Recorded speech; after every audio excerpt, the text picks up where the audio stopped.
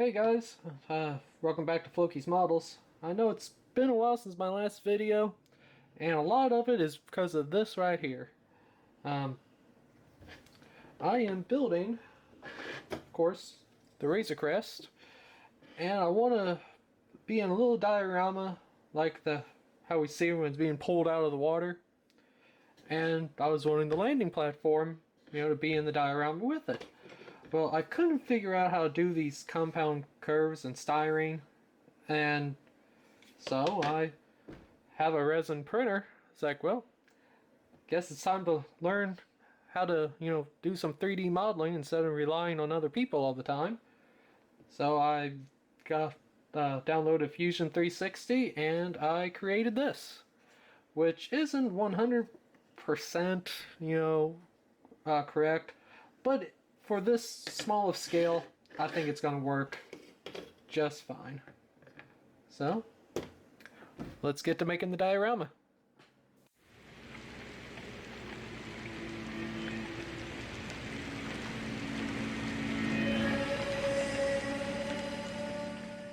Hello everyone, welcome back to Floki's Models.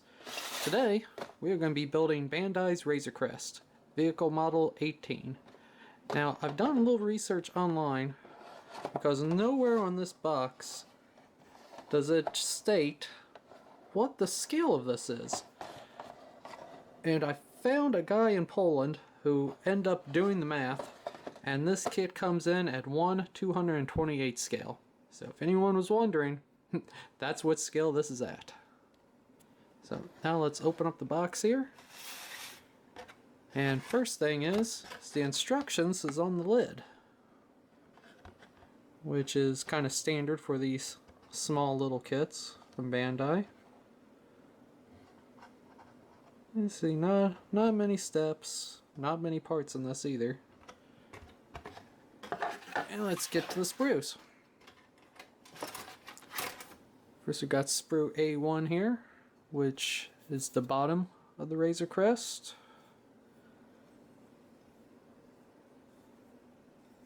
There looks, I think that's the canopy right there. And sprue A2, which we got the top, the guns, and the engines. Then that just leaves one more sprue, which is the base. The last thing that's in the box is decals. Now, these are regular decals, they're not water slides, so not really sure what I'm going to do. Of course, I'm just going to, not use these and paint the windows black. But for these markings, that's going to be a little bit harder, but we'll figure that out when we get there. Starting with constructing the Razor Crest. First pieces to go together is the cargo bay and loading ramp. Just cutting the pieces off the sprue here and cleaning them up.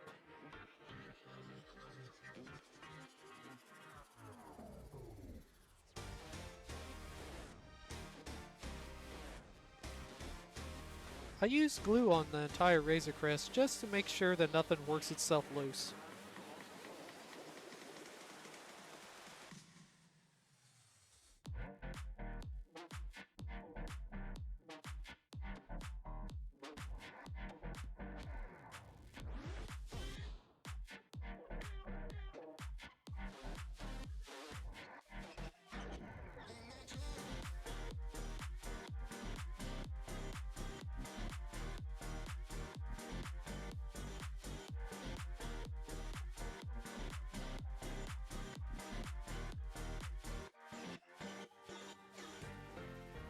For this kit being such a small scale, it sure does have plenty of detail.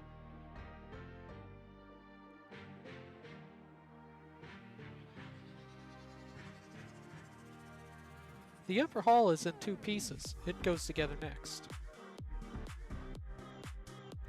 Cleanup is a breeze on these kits. There is no flash, and all that you have is the little bit of the sprue nub to clean off.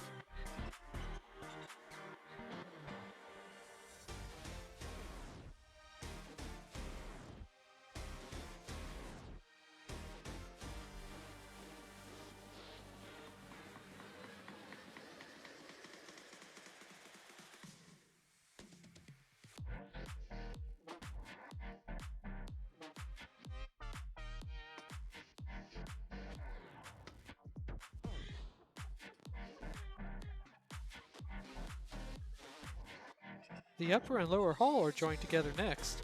Again, I'm using a bit of glue just to make sure that nothing separates later on.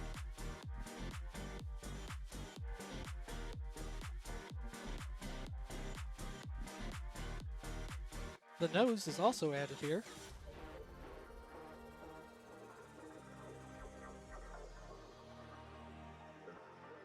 Bandai really knows how to engineer a kit. This thing's just going together beautifully.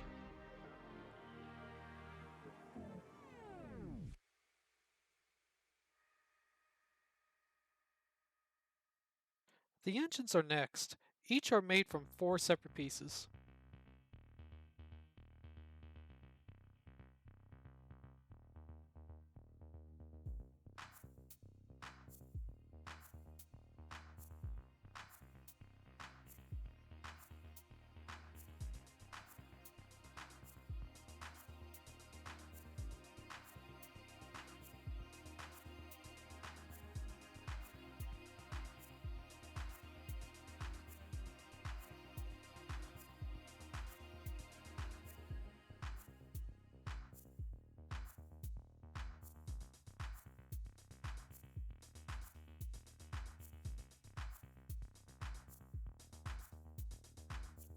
The intake is keyed to only fit in one way.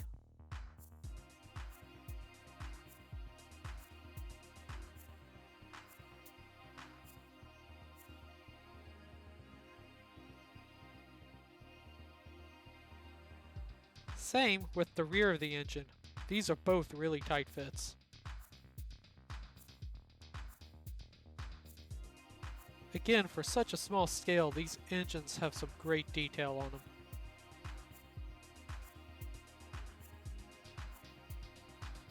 The last part of assembly is adding the engines and guns to the hull.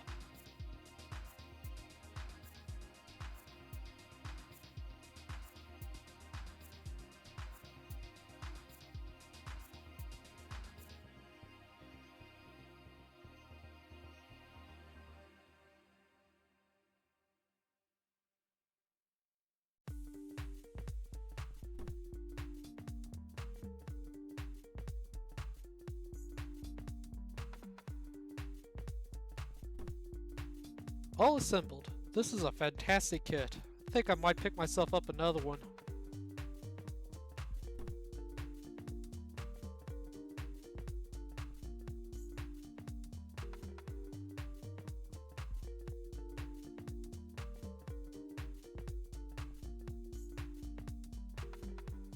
Now to start building the crane walker.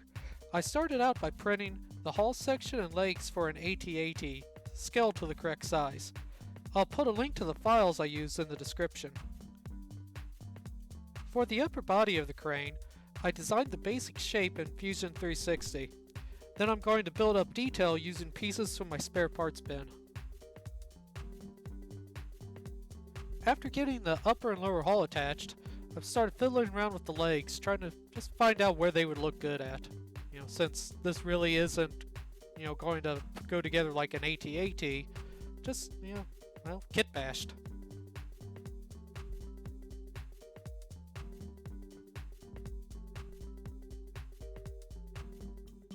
Now I've run through all my extra parts from both 1/35th scale armor and 1/48 scale aircraft, picking out some of the most interesting looking parts, and just started adding them to the hull, moving them around to whatever looked the best. These next few clips are just going to be me adding greeblies to the build.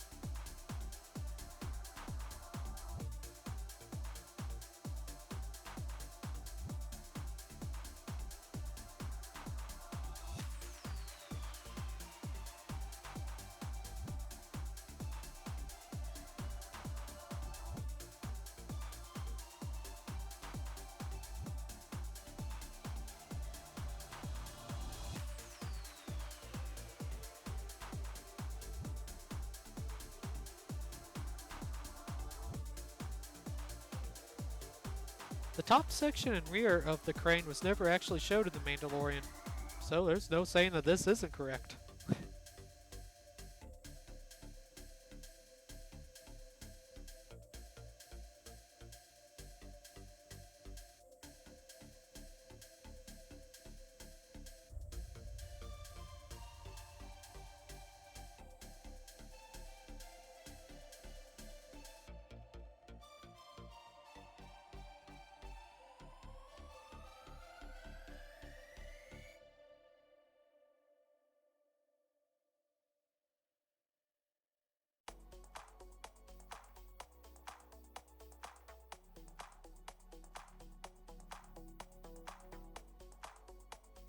Now to start painting. I'm using a 50-50 mix of Tamiya X18 semi-gloss black and Mr. Leveling Thinner. I'm using semi-gloss only because I was out of gloss. I'm going to give the Razor Crest 2 even coats of this.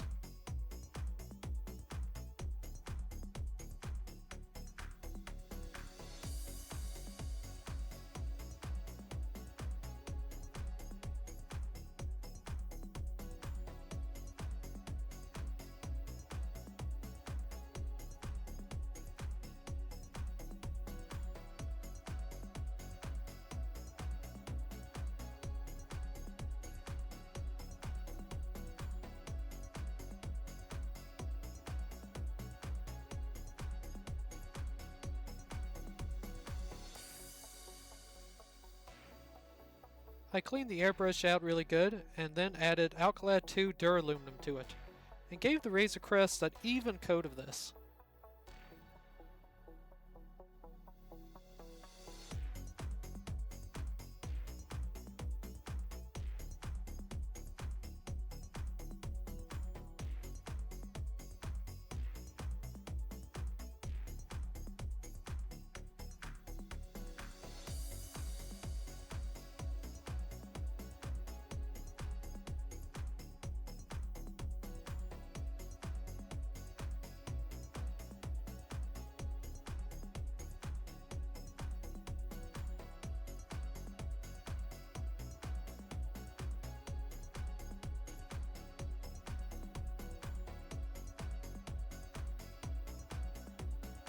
The Bandai display stand really makes a good handle for painting.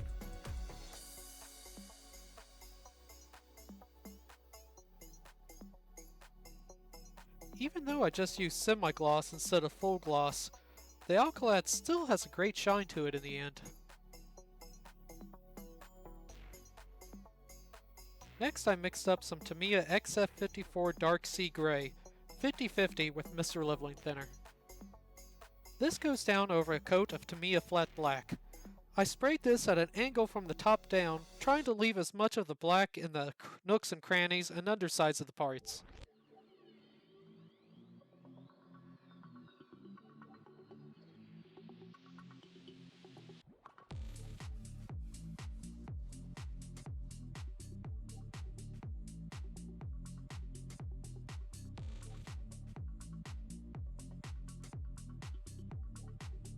After that I mixed up some Tamiya XF19 Sea Gray, also 50-50 with Mr. Leveling Thinner. Then I do the same thing but on a smaller scale. On the top side, I concentrate on the tops of all the greeblies and just any flat surfaces, because they want to be a little bit lighter.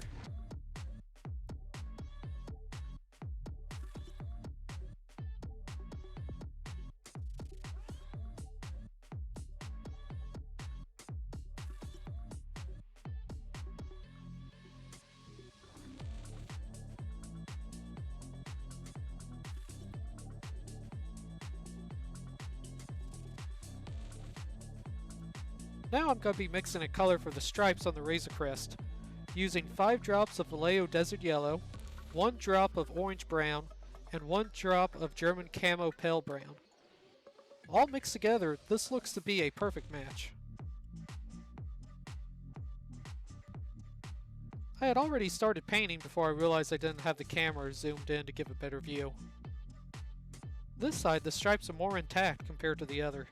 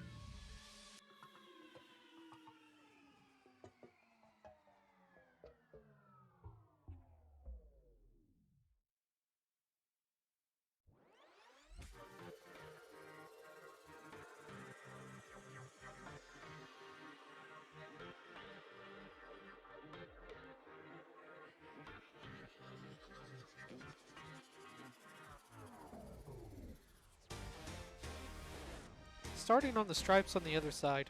Again, the stand makes an excellent handle for painting.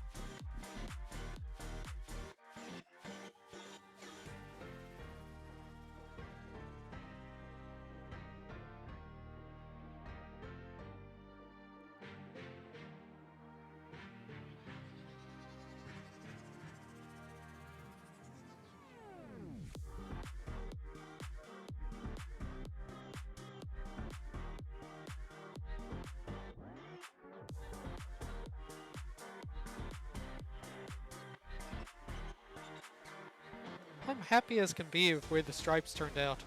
Probably the best part of this build.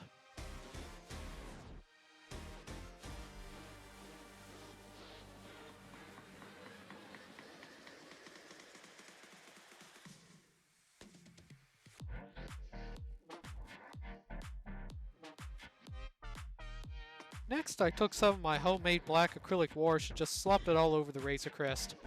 After it dries, I'll come back and tidy it up some.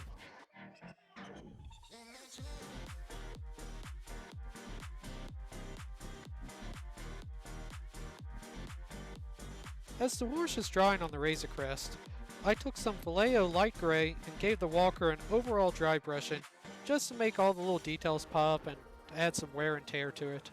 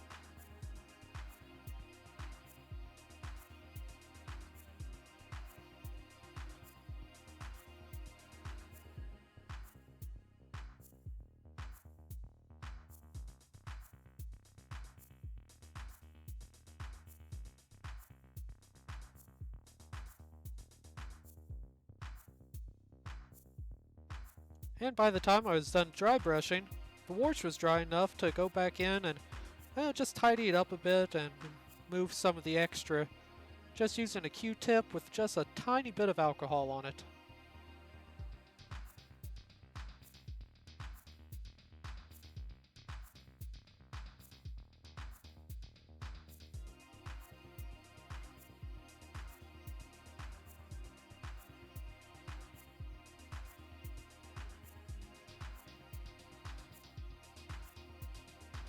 That wash does a great job of getting into all the little panel lines and all the little details, just making everything stand out.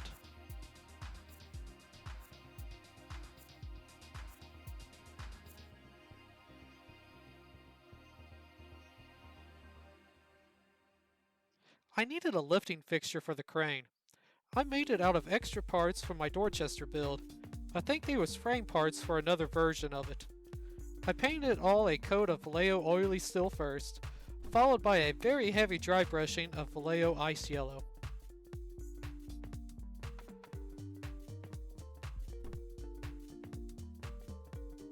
After that dried, I took some Vallejo Rust texture and randomly stippled that onto the lifting fixture. It's a really good rust color and also leaves behind a gritty texture when dry.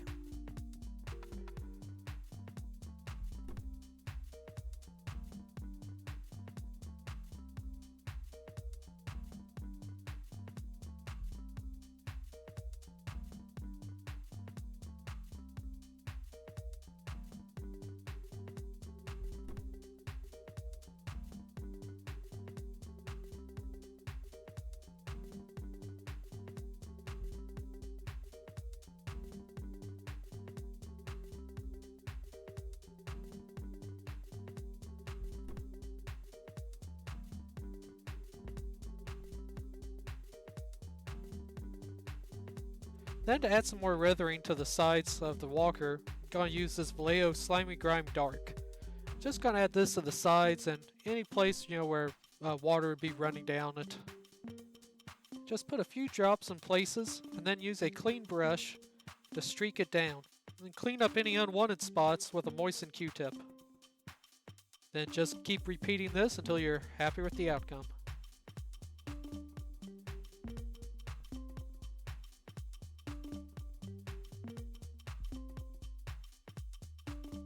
Then this is where the build went south. It's been cold and rainy outside and I didn't want to get the saw out to cut wood. I've seen people use artist canvas boards to great success. I did not have great success. The resin warped the board really bad. The plexi I used as a dam was really hard to remove, and the right side, the plexi wouldn't remove at all. The plexi I also used, it wasn't new, it had some paint on it, and that ended up transferring to the resin as you can see. I went on with it anyway, and started using some fine gauge wire to string up the Razor Crest.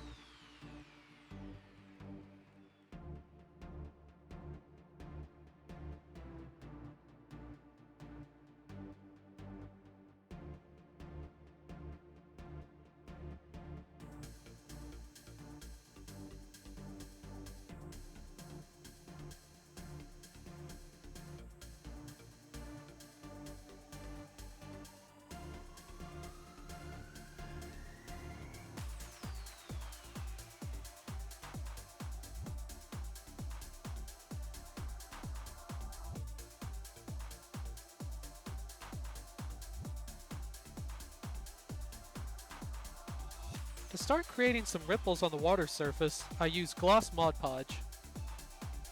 Just stipple it around, working small sections at a time, since this dries fairly fast.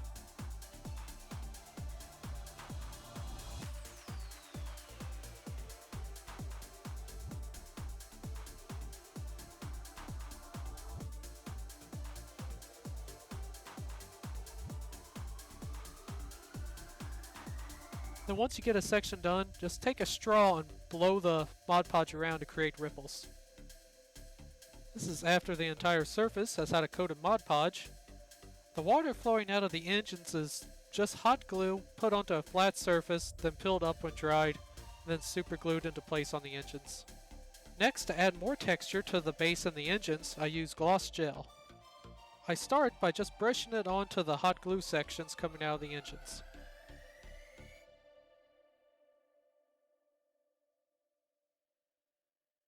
Then I just add pieces of cotton to the gel and stick it into place.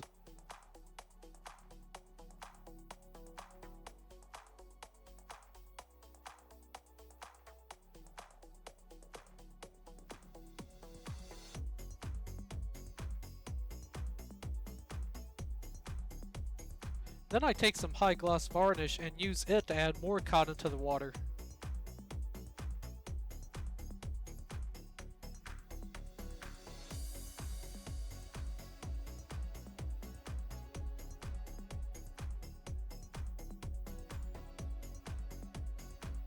I painted the border black, and that just really made the flaws stand out from all the trouble I had removing the plexiglass dam. I'm trying to think of a way to hide the edges. I will definitely not cut corners ever again because to me this is just terrible looking. The big crests of water have been dry brushed white, along with the water falling out of the engines. I really didn't want to post this build because of how ugly the base turned out, but that's part of this hobby and things don't always turn out the way we want. Thank you all for watching. If you like these builds, then please like, subscribe, and leave a comment. Let me know what you would do to hide the ugly edges of this base. I also want to say thank you to all my subscribers. We're at 300 strong as of this video. That's incredible to me. Well, thank you all so much, and stay tuned for many more builds to come.